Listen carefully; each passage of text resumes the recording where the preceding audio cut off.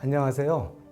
저는 하일랜 요양병원 수석병원장 김성훈입니다. 제 전공은 이비인후과고요. 그래서 오늘 이 시간에 갑상선 암에 대해서 말씀드리고자 합니다. 2021년 통계인데요. 남녀 전체 통틀어서 이 갑상선 암이 암 발생률 우리나라에서 1위입니다. 그 다음에 대장암, 폐암, 위암, 유방암 순으로 뒤따르고 있고요. 남자와 여자를 구분해 보면 남자에서는 갑상선암이 6위이고요. 여성분들한테서는 이제 유방암 다음으로 갑상선암이 더 잘 발생하는 것으로 되어 있습니다. 이 통계에서 보면 남자보다는 여성에서 더 잘 발생하는 것으로 되어 있습니다. 갑상선암은 말 그대로 갑상선 조직에 암이 생기는 것을 말하는데요. 이 갑상선은 발생 부위가 남자분들 여기 나비 넥타이 매는 자리라고 보시면 될 것 같은데요. 이 갑상선은 갑상선 호르몬을 분비하는 내분비 기관입니다. 우리 보통 목을 만지면 좀 딱딱하게 느껴지는 부분이 있는데 이 부위가 갑상연골 부위입니다. 이것보다는 한 2 내지 3cm 정도 아래에 위치하고 있고 양쪽 날개가 있어서 각 날개를 우리가 엽이라고 합니다. 엽은 피라미드 모양으로 되어 있고요. 그 엽을 연결하는 협부가 있겠습니다. 그래서 양측 엽과 협부로 구성되어 있고요. 그 한 엽의 길이는 4 내지 5cm 정도이고 너비는 1 내지 2cm, 두께는 2 내지 3cm 정도이고 전체 무게는 이 갑상선은 15 내지 20g 정도로 아주 작고 가벼운 조직인데요. 이 갑상선은 우리 몸의 에너지와 대사 조절에 관여하는 아주 중요한 장기라고 할 수 있습니다. 우리 몸을 좀 데펴주는 그런 보일러 같은 역할을 하는 장기라고 할 수 있겠습니다. 갑상선암은 서두에서 말씀드렸듯이 우리나라 암 발생 전체 1위입니다. 그렇지만 상대적으로 5년 상대 생존율은 100%에 달할 정도로 예후가 아주 좋은 암입니다. 그래서 갑상선암을 또 다른 별명을 갖고 있죠. 착한 암, 순한 암, 그리고 이 진행이 좀 느리다고 해서 거북이암이라고도 불려지고 있습니다. 보통 이 갑상선에 혹이 생기게 되면 이것을 갑상선 결절이라고 합니다. 근데 이 중에서도 한 5 내지 10% 정도에서 갑상선암으로 진단되고 있습니다. 또 이 갑상선암의 대부분은 분화가 잘 된 갑상선 분화암이라고 하는데요. 이 분화암은 예후가 아주 좋은 저유형군부터 재발도 잘 되고 또 전이 가능성도 더 높고 진행이 빠른 이 고위험군까지 다양한 임상 양상을 보이고 있습니다. 그래서 마냥 이 갑상선암이 착하다, 순한 암이다라고 단정짓기는 곤란하겠습니다. 이 분화암 중에서도 가장 흔한 암이 유두상암인데요. 한 85% 정도가 유두상암이고 이 외에도 여포암, 저분화암, 미분화암, 수질암 등이 있습니다. 보통 갑상선 조직 안에 세포를 우리가 여포세포라고 하는데요. 대부분 이 여포세포에서 암이 발생한다고 되어 있고요. 이 여포세포에서 발생하는 이 분화 갑상선암, 갑상선 분화암은 대부분은 유두상암이고요. 전체 갑상선암 중에서 90% 이상이 차지하고 있습니다. 특히 이 유두상암은 요오드 섭취량이 많은 나라에서 잘 발생한다고 되어 있는데 우리나라가 사실은 오히려 일본보다 이 해초나 이 해산물 섭취량이 더 많다고들 합니다. 저희 병원에서도 갑상선암 환자분들이 많이 입원하시는데 대부분은 유두상암입니다. 아까 말씀드렸듯이 여성에서 5배 정도 더 발생하고 40대 전후에서 호발한다고 알려져 있습니다. 그 다음에 이제 요포암이라는 암이 있는데 이것은 전체 갑상선암의 한 10% 정도 차지하고 있고요. 유두상암과 달리 요오드 섭취량이 오히려 부족한 지역에서 발생률이 더 높다고 되어 있고요. 보통 유두상암은 림프절을 통해서 전이가 이루어지는데 여포암은 림프절보다는 혈류를 통해서 전이가 된다는 특징이 있습니다. 그 외에도 예후가 불량한 고령에서 주로 발생하는 휘틀세포암도 있겠습니다. 이제 분화가 잘 된 암이 대부분인데 그 외에도 예후가 안 좋은 저분화 갑상선암 그리고 이 분화암이 오랜 시간이 지나면서 이 분화 방향이 역전돼서 생기는 역형성암이라고 하는데요. 다른 말로 미분화암이라고 합니다. 이 미분화암은 예후가 아주 불량하죠. 이 갑상선암 중에서 한 1% 정도 차지하고 60대 이상이 고령에서 발병하는데요. 진단을 받게 되면 수개월 내에 사망에 이르는 아주 치명적인 예후가 나쁜 암이라고 할 수 있습니다. 대부분 여포세포에서 발생하는데 여포세포가 아닌 소포 곁세포 또는 C세포에서 발생하는 암도 있습니다. 대표적으로 수질암이라고 하는데요. 이것은 간혹 유전적인 경향이 있기 때문에 가족성으로 특히 양쪽이나 다발적으로 여러 개가 생길 수가 있기 때문에 대부분 예후도 좋지 않고 수술도 전절제를 선택하는 경우가 많습니다. 보통 갑상선암에 잘 걸린다는 위험 요인, 잘 알려진 위험 요인은 목 주변에 과다한 방사선 노출이 있겠습니다. 그리고 많지는 않지만 유전적 요인도 있을 수 있고요. 그 외에 약간의 논란이 있지만 비만이라든가 오랜 동안 갑상선 질환을 앓고 있는 그런 환자들한테서 더 잘 발생한다는 보고도 있습니다. 그래서 예방은 사실 우리가 갑상선암을 예방한다는 게 막연하기도 합니다. 그렇지만 어렸을 때부터 머리와 목 주위로 이 방사선에 노출되지 않도록 주의를 요하고요.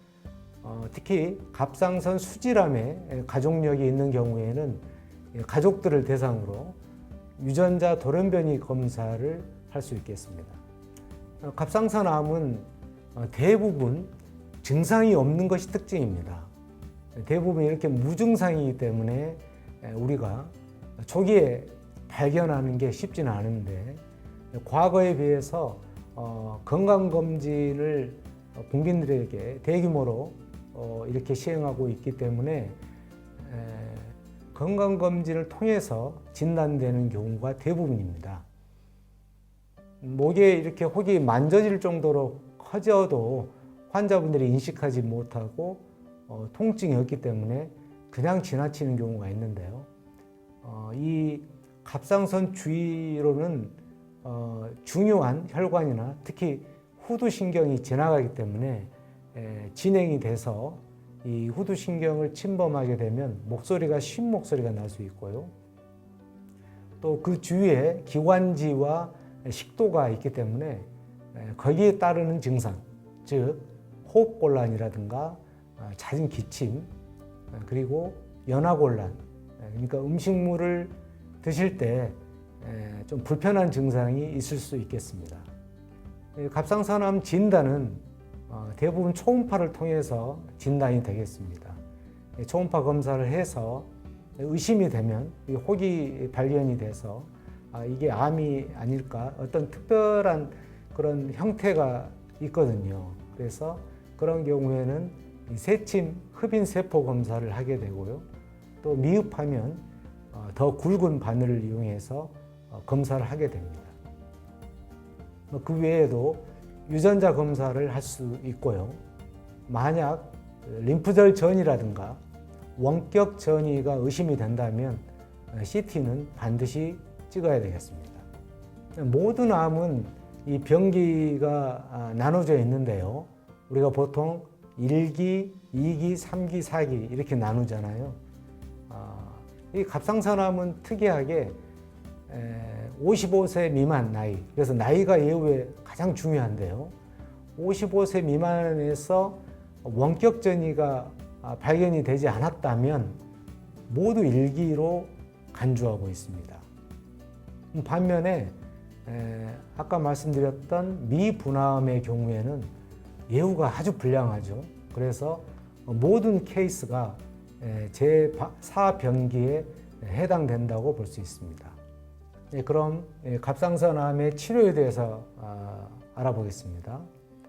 이 갑상선 분암에 대한 우리가 보통 초기 치료의 기본 목표가 있습니다. 이 목표는 치료와 관련된 어떤 부작용이나 또 불필요한 치료를 최소화하고요. 또 동시에 환자의 어떤 생존율은 향상시키고 혹시 모르는 이 잔존암이라든가 재발의 그런 리스크를 줄이고요. 정확한 이 병기 결정과 재발 위험도 분석을 시행하는 것이라고 할 수 있습니다. 치료 방법은 수술이 가장 중요하고요. 이 수술을 기본으로 하고 그 외에 보조요법으로 방사성 요오드 치료가 있고요. 이것도 강력한 무기일 수 있습니다. 그리고 이 갑상선 자극 호르몬, 즉 TSH 억제 치료를 할 수 있습니다. 그 외에도 흔하게 치료를 하지는 않습니다만 방사선 외부에서 쐬는 이 방사선 요법이라든가 항암제 치료가 있겠습니다. 이제 수술을 하게 되면 크게 보면 두 가지 술식이 있는데요. 부분적으로 절제하는 한쪽만 부분적으로 절제하는 옆 절제술이 있고, 또 어떤 재발이나 전이의 리스크가 있다든지 아주 고위험군의 경우에는 전체적으로 이 양쪽 옆과 협부를 모조리 다 제거하는 이 전절제술이 있겠습니다. 어떤 경우에 수술을 시행하느냐? 거의 모든 경우에 하지만 우리가 초음파 상에서 흡인 세포 검사를 해서 그 조직학적 진단을 하게 되는데, 이 병리 진단 검사에서 분류가 있습니다. 그래서 이 베데스다 분류라고 하는데, 이 비정형 세포가 보인다든지 여포 종양 결과가 보인다든지 유두암을 의심할 만한, 유두상암을 의심할 만한 그런 소견이 보인다면 이 베데스다 범주 3, 4, 5에 해당되겠죠. 이런 경우에는 암이 확실하지 않더라도 어떤 임상적인 리스크, 또 초음파 소견, 환자의 여러 가지 선호도를 고려해서, 예를 들면 그 혹이 있다는 것에 대해서 굉장히 불안해할 수도 있거든요. 그래서 종합적으로 이 고려해서 수술을 시행할 수 있겠습니다. 만약에 미세침 그 세포 흡인 검사를 했는데 암으로 나온 경우에는 이제 수술을 시행합니다. 부분 절제술, 즉 갑상선 옆 절제술을 하는 경우에는 보통 크기가 작고, 예를 들면 1cm 이하이거나 또 1 내지 한 2cm 사이에 있더라도 임상적으로 갑상선을 싸고 있는 이 피막을 뚫지 않고 외부 침범이 없거나, 또 이 경부 림프절로 전이가 안 됐다든지, 그리고 반대쪽은 없어야 되겠죠. 그래서 반대쪽 옆을 절제해야 되는 어떤 분명한 이유가 없는 경우에, 이때는 부분 절제술, 즉 갑상선 옆 절제술을 시행합니다. 물론 크기가 1 내지 2cm 사이라도 만약에 어떤 리스크가 있어서 수술 후에 방사성 요오드 치료를 계획하고 있다거나 여러 가지 추적 검사의 효율 그리고 환자의 선호도 등을 고려하게 된다면 갑상선 절제술, 그러니까 전부 다 제거하는 그런 수술을 시행할 수도 있겠습니다. 이제 병리 진단 검사에서 암으로 진단된 경우에 갑상선 암의 크기가 2 내지 4cm 사이 크기라면 이 경우에도 임상적으로 갑상선을 싸고 있는 피막을 뚫고 외부 침범이 없고 그 다음에 림프절, 경부 목 쪽에 림프절에 전이가 안 돼 있다면 이때는 이 수술하시는 분이 아무래도 이 환자와 잘 상의해서 부분 절제 또는 전 절제를 선택할 수 있겠습니다. 만약 갑상선 크기가 이렇게 4cm가 초과하게 되면 굉장히 크겠죠. 그리고 유관적으로 어떤 외부 침범도 없고 림프절 전이가 없다면 크기가 너무 크기 때문에 이런 경우에는 전 절제술을 시행하게 됩니다. 그리고 양쪽에 다 갑상선 암이 있는 경우 또는 갑상선 피막을 뚫고 외부 침범의 증거가 있다면 이런 경우에도 갑상선을 전부 다 떼어내야 되겠죠. 그리고 이제 임상적으로 림프전이라든지 원격 전이가 확인이 됐다거나 또 가족성 갑상선암 이런 경우에 대개 한쪽이 아니라 양측인 경우도 많고요. 또 다발성 여러 군데 갑상선암이 생기는 경우가 있기 때문에 이런 경우에도 갑상선 전 절제술을 시행하고 수질암이라든가 저분화암, 미분화암 이렇게 전이가 잘 되는 경향이 있는 세포 형태가 매우 나쁜 이런 암의 경우에는 갑상선 전부를 다 떼어내는 전 절제술을 하는 게 원칙입니다. 만약 중앙경부라든가 옆쪽에 있는 이 림프절 전이가 확인이 됐다면 이건 뭐 당연히 림프절을 절제를 해야 되고요. 예외가 있습니다. 여포암의 경우에는 혈류를 통해서 전이가 되는 경우가 많기 때문에 이럴 때는 굳이 중앙경부 림프절 절제술을 예방적으로 할 필요는 없겠습니다. 최근에는 이 저위험군의 경우 특히 이제 미세 갑상선 유두상암인데요. 이 미세라고 하는 것은 사이즈가 1cm 이하를 말합니다. 이런 경우에 수술을 선택하지 않을 수도 있어요. 그래서 이제 적극적 관찰, 액티브 서베일런스라고 하는데요. 능동적 감시라고 할 수 있죠. 이 암을 무조건 방치한다는 이야기가 아니고 6개월 또는 1년 단위로 계속 초음파를 통해서 계속 추적한다는 것이죠. 만약에 이것이 초음파 검사를 통해서 관찰을 하는데 사이즈가 뭐 2mm 이상 이렇게 커진다든지 아니면 형태가 좀 변한다든지 림프절 전이가 확인됐다든지 뭐 이런다면 계속 내버려 둘 수는 없잖아요. 그래서 이럴 때는 이제 즉시 수술을 하자고 합니다. 왜냐하면 이 분화암도 그대로 방치하게 되면 나중에 미분화암이라든가 다른 나쁜 형태, 세포 형태가 나쁜 쪽으로 변할 수도 있기 때문에 적당한 시점을 잘 잡아서 수술을 시행하면 되겠습니다. 최근에는 내시경이나 로봇을 이용해서도 수술을 시행하는데요. 아무래도 젊은 분들은 흉터에 대해서 거부감을 가질 수 있겠잖아요. 보통 이 목 아래쪽 이쪽 피부를 절개해서 수술을 하기 때문에 요즘에는 그 겨드랑이나 여자들 같은 경우 이제 유륜이나 또는 이 귀 뒤쪽, 요즘에는 또 구강내로도 피부를 절개하지 않고 구강내를 통해서도 내시경을 통해서 수술을 하기도 합니다. 그리고 로봇을 이용해서도 하게 되는데요. 모든 환자한테 해당되는 것은 아니고 환자의 어떤 선호도도 고려하고 또 저위험군의 갑상선 분화암에서 시행할 수 있겠습니다. 수술을 이렇게 하고 나면 이제 어떻게 관리를 해야 될 것인지, 수술이 끝나게 되면 모든 환자에서 목소리 상태를 확인하게 됩니다. 만약에 이 목소리가 좀 이상하다 그러면 후두를 직접적으로 관찰을 시행합니다.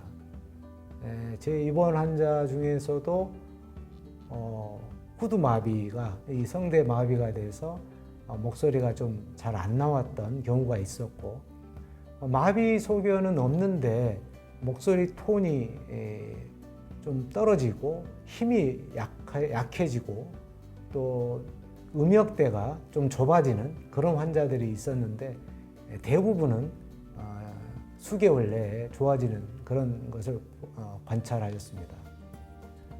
그리고 부갑상선 기능 저하증이 있는지 확인을 해서 이 기능 저하의 정도에 따라서 비타민 D나 경구 칼슘제 등을 이용한 약물 치료가 필요할 수도 있겠습니다.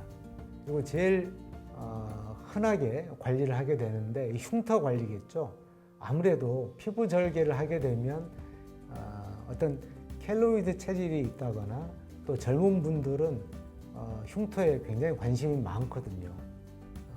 각 병원마다 나름 연고를 다 처방을 하게 됩니다. 그 연고가 조금씩 다를 수 있는데요.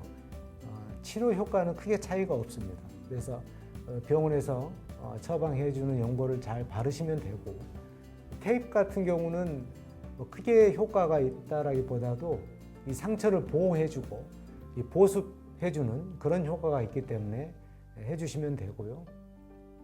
요즘에는 피부과 선생님들에게 의뢰해서 이 레이저 시술을 하는 경우도 있습니다. 그래서 이런 연고나 테이프, 레이저를 이용해서 흉터 관리를 해주시면 될 것 같습니다. 수술 외에 이제 수술을 하게 되면 특히 전절제를 하는 경우에는 문제가 되는데요.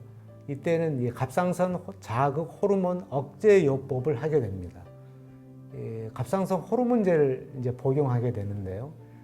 보통 이 분화 갑상선암은 기능적으로 이 TSH, 즉 갑상선 자극 호르몬에 대한 수용체를 갖고 있기 때문에 이것을 이용해서 치료를 하는 건데요.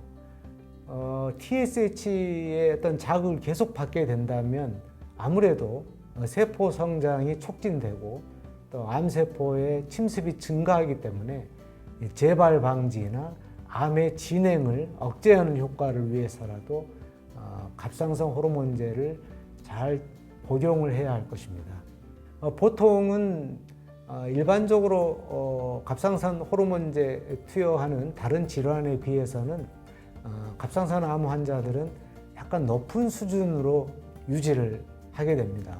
그래서 말초에 이 갑상선 호르몬이 충분하다는 시그널을 보내야 이 뇌하수체에서 이런 갑상선 자극 호르몬이 분비가 안 되는, 즉 억제시키는 그런 결과를 할 수 있으니까 이 갑상선 호르몬제의 투여 농도는 전문가와 상의해서 진행하면 되겠습니다.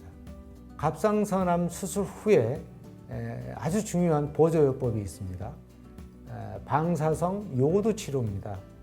이 방사성 요오드 치료는 다른 말로 방사성 요오드 잔존 갑상선 절제술이라고 할 수 있는데요.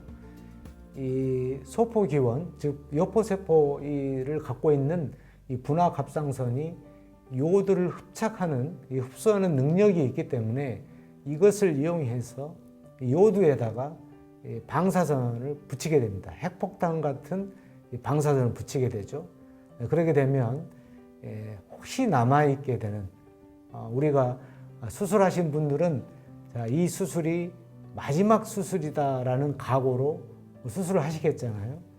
그렇지만 의도치 않게 이 잔존암이 있을 수도 있는데 남아있는 갑상선암 세포를 이 요드가 찾아 들어가는 거죠.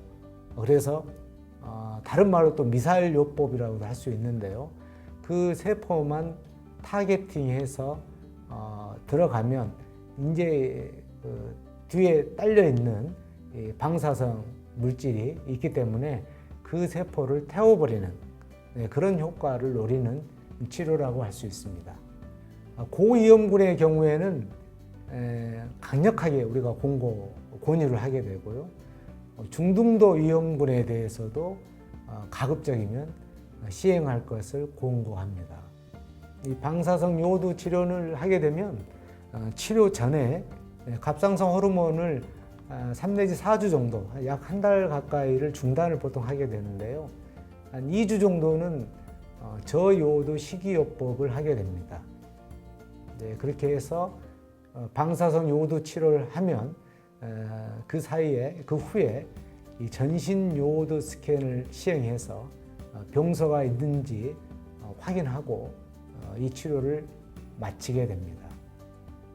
그러면 간혹 환자분들이 이 방사선 요오드의 투여 용량, 얼마나 쐬는가요? 라고 물어보신 분들이 있거든요. 보통 아까 말씀드렸듯이 혹시 모르는 남아있을 수 있는 잔여 갑상선을 제거한다든지 어떤 재발의 리스크를 줄이기 위해서 보조 치료로 하게 된다면 30 내지 100mC를 쓰게 됩니다. 폐라든지 뼈로 전이가 잘 되는데 이렇게 원격 전이가 있을 경우에는 훨씬 많은 용량을 쓰게 됩니다. 한 150에서 300mC 정도의 투여 용량으로 방사선 치료를 할 수 있고요. 일생 동안 우리가 그러면 얼마나 할 수 있느냐? 사실 너무 많이 하면 이 방사선에 의해서 2차 암이 생길 수도 있잖아요. 그리고 합병증으로 심하면 골수 억제도 일어날 수 있기 때문에 과거에는 2000mC 정도까지 제한을 뒀는데 최근에는 가급적 1000mC를 넘지 않도록 이렇게 하는 의견이 더 많습니다. 방금 말씀드린 이 폐나 뼈 그리고 뇌로 전이 될 수도 있다고 했는데요. 이렇게 전이성 암이 생기게 되면 이 방사성 요오드 치료나 수술로도 한계가 있겠죠. 그래서 외부에서 쐬는 방사선 요법을 할 수 있고 항암제에 잘 반응하지 않지만 그래도 이런 항암 화학요법을 할 수 있고요.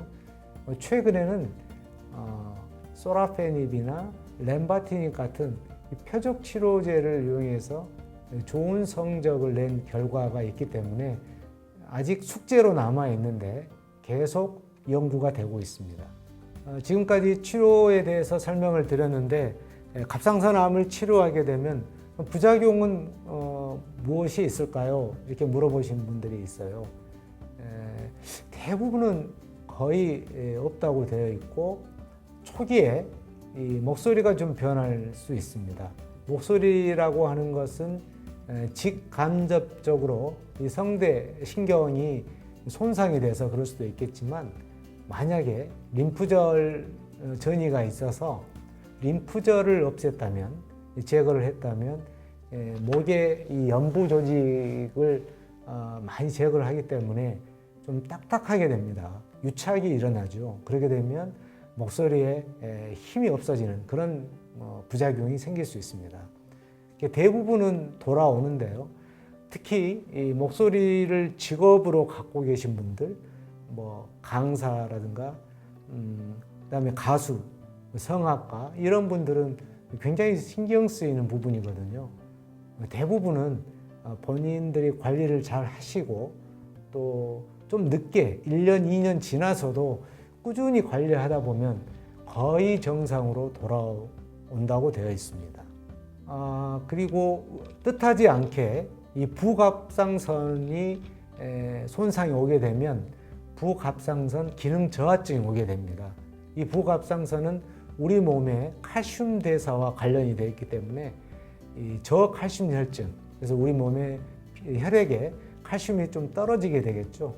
이렇게 되면 손이 이렇게 떨린다든지 경직이 될 수도 있고 굉장히 불편합니다. 제 환자 중에 한 분이 이것 때문에 아주 힘들어했던 분이 계시는데 암에 걸리신 뒤로 여행을 아주 잘 다니셨어요. 해외여행 같은 갔을 때 굉장히 곤혹스러워 하셨다 하더라고요. 현지 병원에 가서 몸짓 발짓 다 해서 이 칼슘 주사를 맞고 위기를 모면한 그런 이야기를 후일담을 저한테 들려드리더라고요. 아무튼 이 부갑상선 기능 저하증이 있게 되면 칼슘제라든지 칼슘제와 비타민 D를 꾸준히 복용을 하셔야 되겠습니다. 그리고 제일 문제죠. 수술 후에 상처, 흉터가 제일 문제가 되겠는데 이것도 그렇게 켈로이드 체질이 아니라면 큰 문제가 되지 않습니다.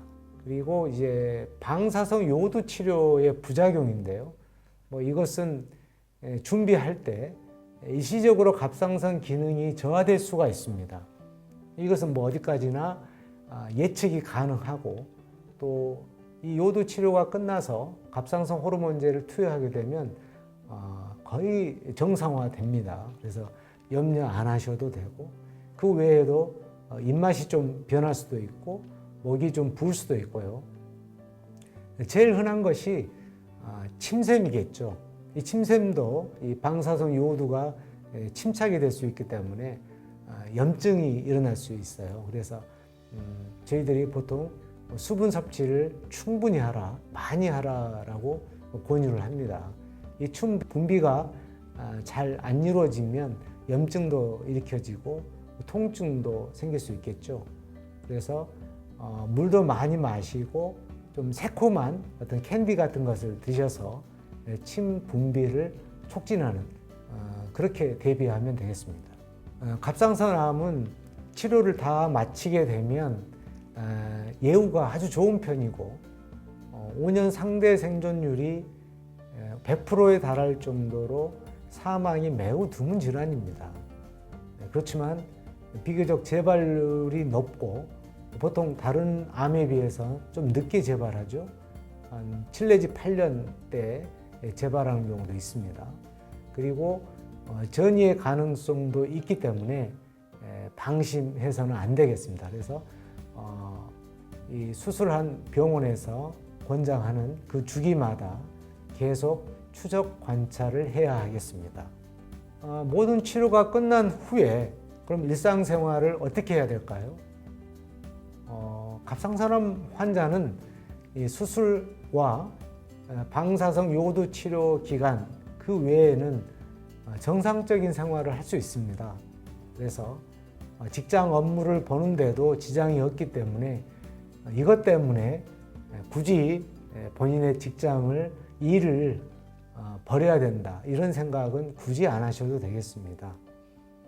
그리고 이 갑상선암 환자에게 특별히 좋거나 그래서 이걸 먹으면 갑상선암이 예방된다거나 또 이걸 먹으면 갑상선암이 악화된다거나 그런 음식은 없습니다.